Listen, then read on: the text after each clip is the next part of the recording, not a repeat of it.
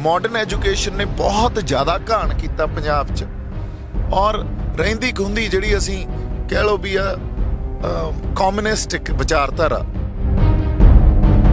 असीं आपदे रेवोल्यूशन हमेशा अचीव कीते आ तां साडे गुरुआं दे दस्से होए जिहड़े फलसफे सी उस दे अधीन साडे निशान साहब नूं अगे रख के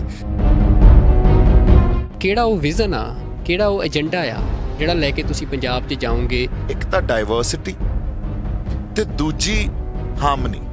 ਇਹ ਦੋ ਚੀਜ਼ਾਂ ਨੂੰ ਜੇ ਅਸੀਂ ਸਮਝਾਂਗੇ ਤਾਂ ਸਾਡੇ ਮਸਲਿਆਂ ਦਾ ਵੀ ਸਾਨੂੰ ਸਮਝ ਆ ਜੂਗੀ, ਉਹਨਾਂ ਦੇ ਹੱਲਾਂ ਦੀ ਵੀ ਸਮਝ ਆ ਜੂਗੀ। ਪੰਜਾਬ ਨੇ ਉਹਨਾਂ ਫਲਸਫਿਆਂ ਨੂੰ ਜੋ ਸਾਡੇ ਗੁਰੂਆਂ ਨੇ ਸਾਨੂੰ ਦਿੱਤੇ ਸੀ ਉਹਨਾਂ ਨੂੰ ਹਮੇਸ਼ਾ ਪ੍ਰਮੋਟ ਕੀਤਾ, ਉਸ ਸੱਚ ਤੇ ਖੜੇ ਆ ਤੇ ਉਹਦੇ ਖਿਲਾਫ ਕੋਈ ਹੋਰ ਲਹਿਰ ਉੱਠਦੀ ਆ ਤਾਂ ਲੜਦੇ ਆ।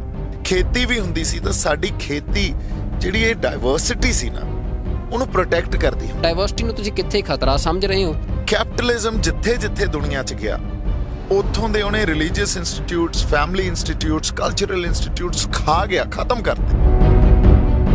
ਨਵੇਂ ਫਾਰਮ ਲਾਜ਼ ਉਹ ਕੈਪੀਟਲਿਸਟਿਕ ਇੱਕ ਜਿਹੜੀ ਆਈਡੀਓਲੋਜੀ ਆ ਉਹਨੂੰ ਪ੍ਰਮੋਟ ਕਰ ਰਹੇ ਤੇ ਸਾਡੇ ਕੋਲੋਂ ਸਾਡੇ ਕਲਚਰ ਨੂੰ, ਸਾਡੇ ਰਿਲੀਜੀਅਸ ਇੰਸਟੀਟਿਊਟਸ ਨੂੰ, ਸਾਡੇ ਫੈਮਿਲੀ ਇੰਸਟੀਟਿਊਟਸ ਨੂੰ ਖਤਮ ਕਰ ਦੇਣਗੇ।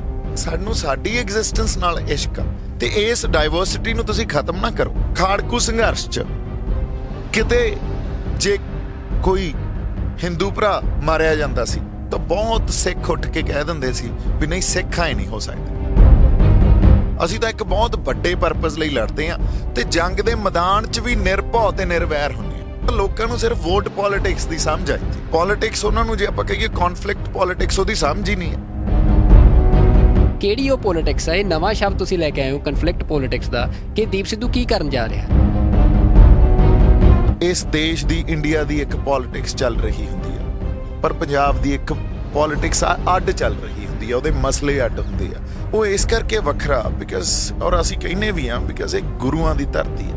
ਸਾਡੀ ਆਉਣ ਵਾਲੀ ਪੋਲਿਟਿਕਸ ਜਿਹੜੀ ਆਪਾਂ ਖੜੀ ਕਰਾਂਗੇ ਨਾ ਉਹਦੇ 'ਚ ਜਿਨ੍ਹਾਂ ਨੂੰ ਤੁਸੀਂ ਜਿਤਾਓਗੇ ਉਹ ਤੁਹਾਡੇ ਨਾਲ ਮੋਰਚਿਆਂ ਤੇ ਧਰਨਿਆਂ 'ਚ ਬੈਠੇ ਹੋਣਗੇ। ਇਹ ਨਹੀਂ ਵੀ ਉਹ ਚੰਡੀਗੜ੍ਹ ਕੋਠੀਆਂ 'ਚ ਬੈਠੇ ਆ ਤੇ ਅਸੀਂ ਮੋਰਚੇ ਵਿੱਢੀ ਬੈਠੇ ਆ।